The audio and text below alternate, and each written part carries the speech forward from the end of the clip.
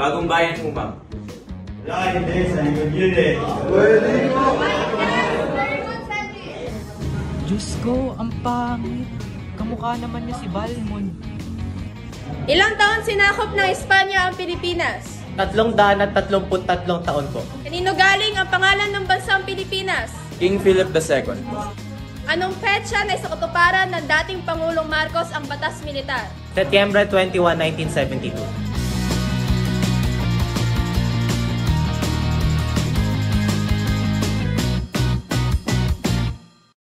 Okay, for the last question. Tingnan natin kung may makakasagot pa dito. Ilan ang presidente ng Pilipinas? 17 po. May masasabi ka ba, Josh? Wala pong ma'am except Malaysia. Because the question is, ilan ang presidente sa Pilipinas, not ilan ang naging presidente sa Pilipinas. So the correct answer must be, isa lang ang presidente sa Pilipinas. Ah, yes. Well, looky here, ah, what do we have? Another pretty thing ready for me to grab. But little does she know that I'm a wolf in sheep's clothing, 'cause at the end of the night, it is her I'll be holding. I love you so, hey, that's what you'll say. You'll tell me, baby, please don't go away. But when I play, I never stay. So every girl that I meet, yeah, this is what I say.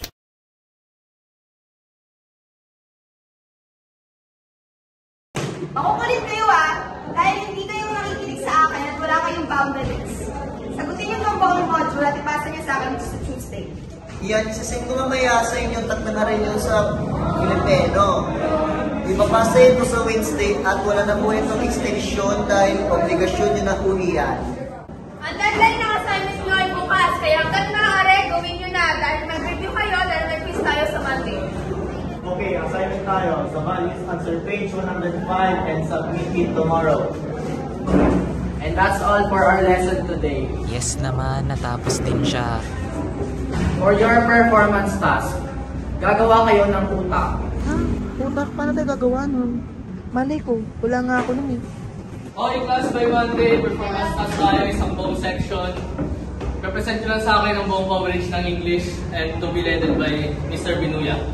Any questions, guys? Sus, tamad ka lang eh. Sino yun? Leche. Sana pinauna lang nila ako sa cruise, di ba? O isipin mo, may research na tayo, may assignment pa sa math, may assignment sa values. Tapos ako pa ginawa nilang leader sa kahit na English na yan. Ganyan talaga yan. Matalino kayo eh. Pero sa totoo lang, kakastig kaya na nakakasurvive ka sa ganito. Pero hindi naman sukatan ng talino para bigyan ako ng madaming problema sa mundo. Just think about it. You are in the top of our class naman. Top of the class? Siyempre, mataas siya. Sip-sip siya eh. Alam mo yun, yung after class, tinutulungan siya mag-check na exams. Papatulong kayo makakuha ng mataas na grade. Yun. Okay lang yan, bro. Para sa akin naman, baka number 1. Alam nyo, isa pa yung sa Sedlimonyo na yun. Akala niya lagi siyang number 1. Porket na nalalamangan niya ako sa isang bagay, tuwang-tuwa na siya dun. Kung hindi na lang talaga, makatigim na yun sa akin. Well mo, boss. Magkakalaman naman bukas. Puro nga.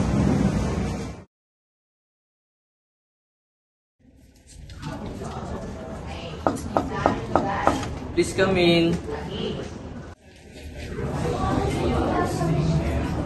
Ay, good morning po. Are you Mrs. Binuya?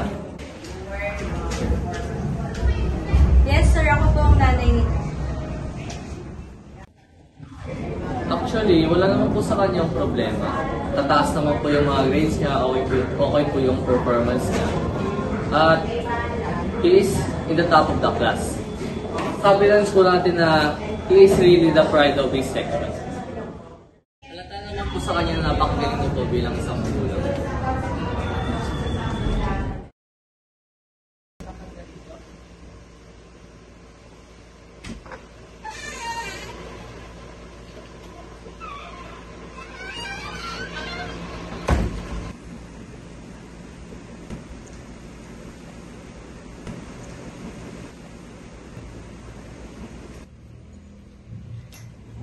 Ay ma, nakita mo na raw report card ko? Oo. O ano ma? Kamusta? Okay lang grades ko? Kamusta? Porket nasa tuktok ka ng klase niyo, proud ka na nun? Di wala ka pa nga sa level ng mga pinsan mo? Sila mga nakagraduate na. Ikaw nga pa cellphone ka lang dyan, hindi man lang kita nakitang nagre-review. Eh baka nga nangopya ka lang eh. Nangongopya? Eh halos mapuyat na ako kakaaral kasi yung sasabihin nila sa akin. Huwag mo na sila pansinin, Josh. Kaya talaga ang mga magulang. Gusto lang nila yung mga bagay na makakabuti sa atin. Makakabuti? Eh paano makakabuti yun? Halos mabaling na ako kakaaral kasi ganun lang lagi sila. Ay na, dyan si ma'am.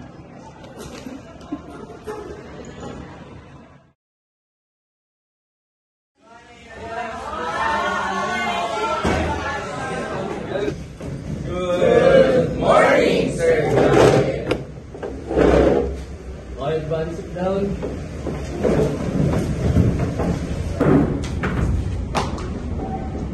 Ready na ba kayo sa presentation niyo? May I see your work first?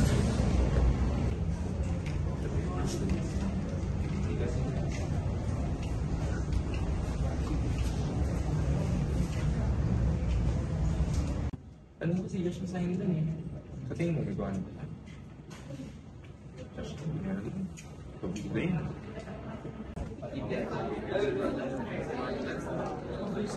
Tahimik! Mr. Binuya! Nasaan ang output nyo? Sorry sir, ang dami po talaga Wala kayong gawa. Yes sir, I'm really sorry.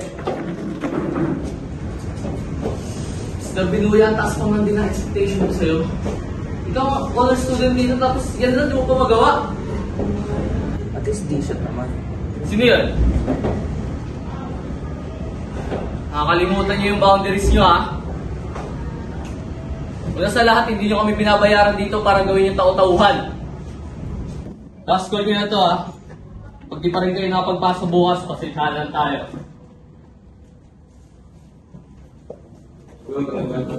Right, sir. Leader pa kasi. Gusto namin pala makagawa. Ay, top student pala natin yun. Masyado kasi siyang proud sa sarili niya. Sana pala si Sel talaga yung wala akong leader.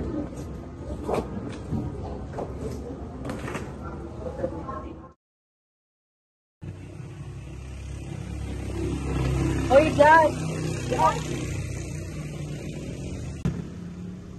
Dad, okay ka lang? Oh, goods lang. Sanay naman ako sa mga ganun. Tara kain tayo, tara. Oo nga, ano ba gusto mo? Labi, mokda, checkis, matulis. Okay lang. Kung ako sa inyo, mauna na kayo kasi uuwi ako, ang dami ko pang gagawin.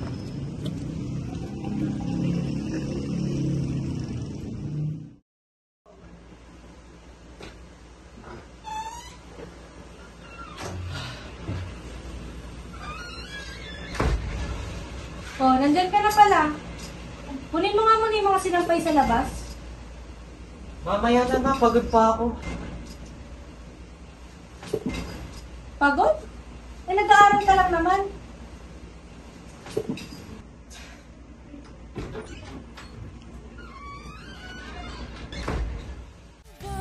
Off the migrant. Don't want cash, don't want card, want it fast, want it hard. Don't need money, don't need fame. I just wanna make a change. I just wanna change. I just wanna change. I just wanna change. I just wanna change. I just wanna change.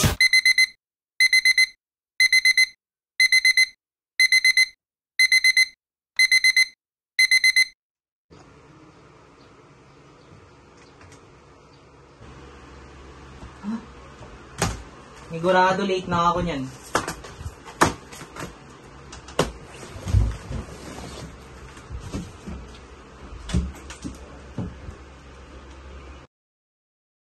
Ano na? Galaw-galaw na 11 Lewis. Pasimple tanong, hindi ninyo masagot?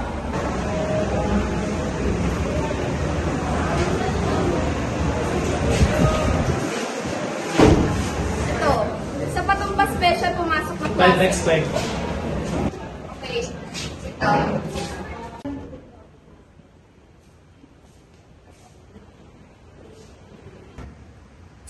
Josh, nagawa mo na ba yung presentation?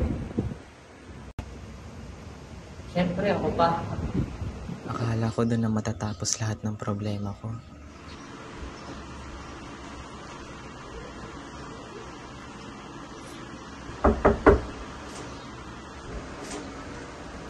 Oh, nakabihis ka na pala. Tara na, hinihintay tayo mga tita at tito mo.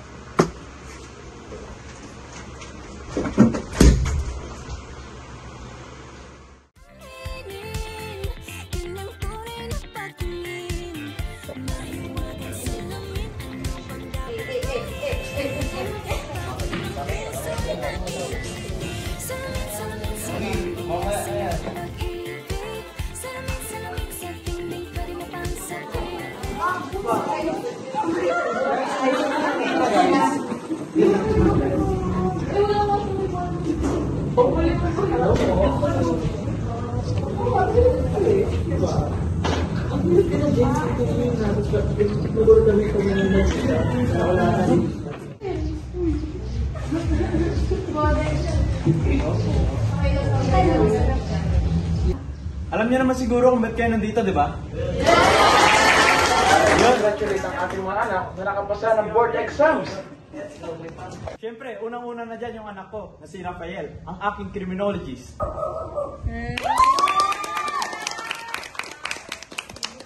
At ang pinakamagandang anak ng aking kapatid, na si Janice.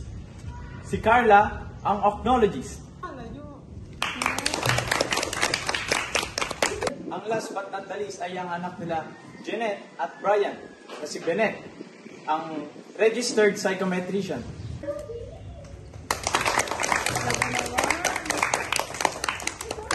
Para sa kanila, cheers!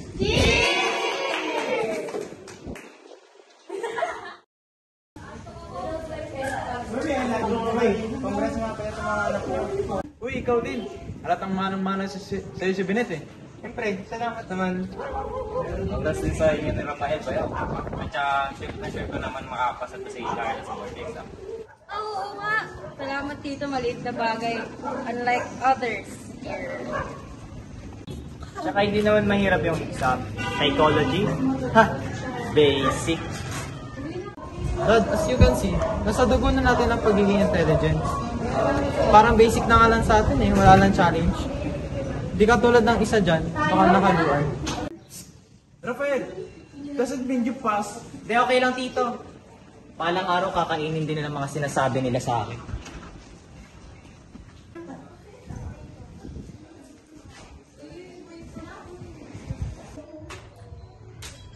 Uy, congrats nga pala sa mga anak mo. Gagaling nila. Wala yun, ano ka ba? Kanina pa ba magmamana ng katalinuhan yun? Hindi sa akin. Uy, si Jack! Kamusta naman yung anak mo si Josh? Uy, tinanong mo pa. Sa magulang pa lang yun. Wala nang mararating. Uy, okay naman. Nasa tag na siya ng klase nila eh. Oh, that's nice. I'm sure magiging katulad yan nila Carla at Belen. Maging katulad. Di niya pa rin mapapantayan yung mga anak natin. I'm sure magiging katulad yan ng tatay niya.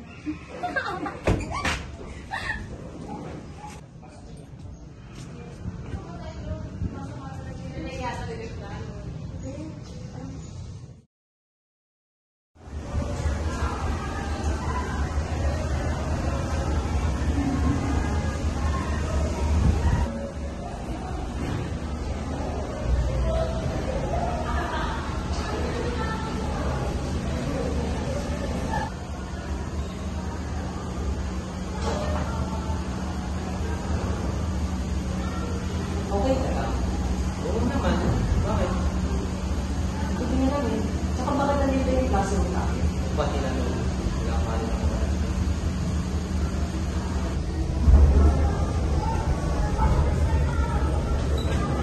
Good morning, Sir Captain.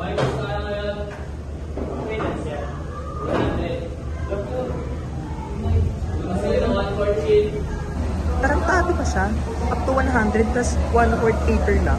Okay, start na tayo in 10 minutes. Shit! Wala akong na-review. Mr. Kabansa, do you have any questions? Ako, sir? May iba pa ba? Wala, sir. Okay, start tayo in 10 minutes. Ano ba naman yan? 5 points na nga, tas 5 lang pin alam ko.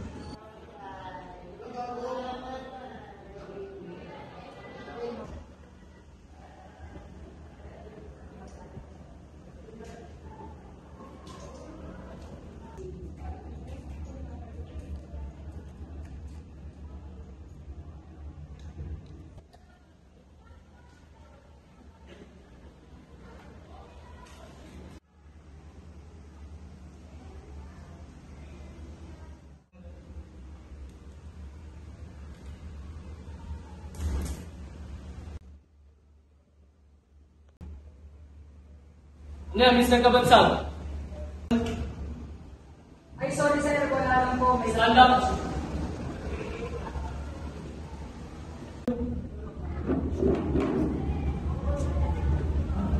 Ano yan sa kamay mo? wala, sir. Candy lang po. Hindi, yung kabila. May nakita ako sa kabila.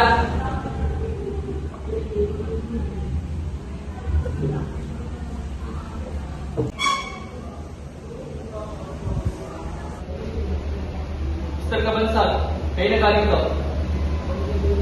Dami niyo pang mga sagot, oh. Sabi ko, kayo na galing to. Ako po, sir. Ako po nabigay sa kanya. Mr. Binoy, ikaw na naman. Nakakailan ka na, ah. Punta ka sa office mo mamaya. Sama mo magulang mo. Mapasa talaga ngayon kung ano pinagagawa sa buhay. Basta mag-aral.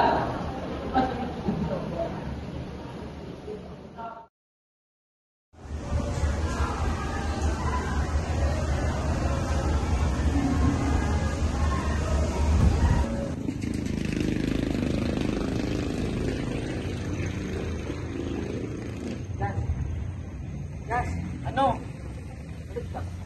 Malamang sira ulo ka eh. Hoy, bata ka! Halika nga rito! Halika rito! Ano ba nababalitaan ko ng obra ka raw, ha? Sayang lang yung pinagbibisyo namin sa'yo? Ikaw! Ma, tama naman. Isa ka rin sa dahilan kung bakit nagiging tamad tong anak ko, no? Tara na!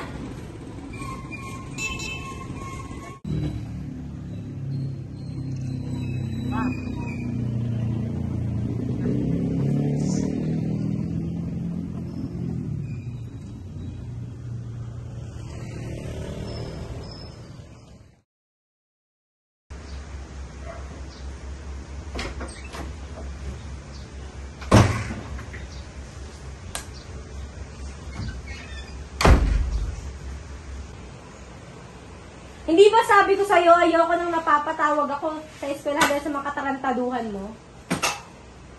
Wala ka na talagang ginawang tama. Buti pa yung mga pinsan mo. Mga pinsan ko? Ma, lagi na lang sila. Masyado ka nang amaze sa mga pinsan ko to the point na lagi na lang ako yung mali. Para sa'yo rin naman lahat ang sinasabi ko. Para sa akin o para sa'yo? Simula nung nawala si Papa, lagi na lang sarili mong iniintindi mo. Bakit? Totoo naman, di ba? Lagi kang pinupuna ng mga batang 90s mong kapatid. Alam ko yun. Mga tao rin ako. Mas nasasaktan ako sa sinasabi nila kaysa sa'yo.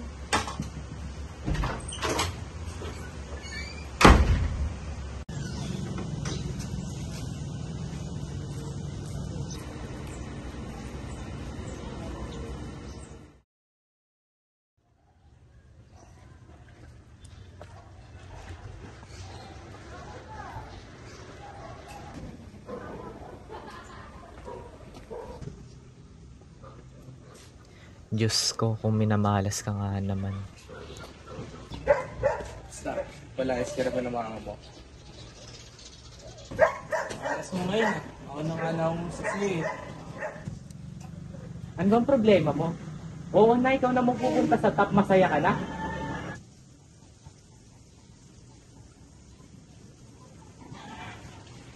Ano? Masaya ba na hindi ma-appreciate ng magulang? Kasi kahit kailan, hindi sila naging masaya sa lahat ng ginagawa ko hanggat hindi kita natatalo. Kaya ba sa akin mo binabagsak galit mo?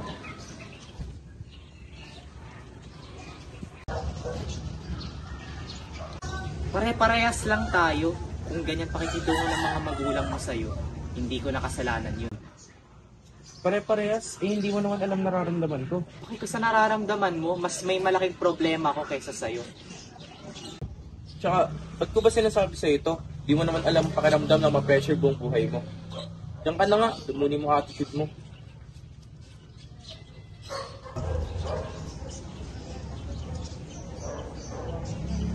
Hoy, bakit saglit?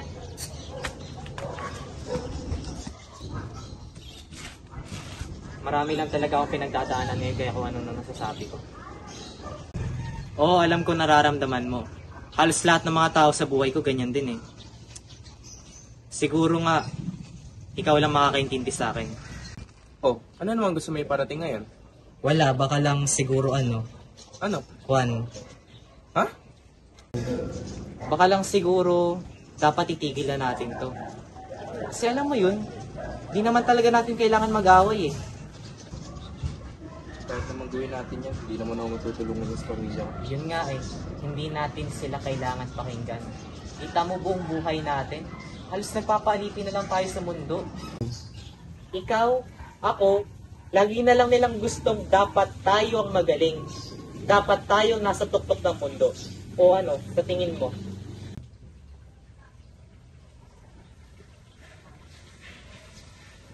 Ewan ko. Basta ayaw muna umuwi sa amin. Yaan mo na nga yan. Ice cream na lang tayo. Ha? Tara, libre ko na.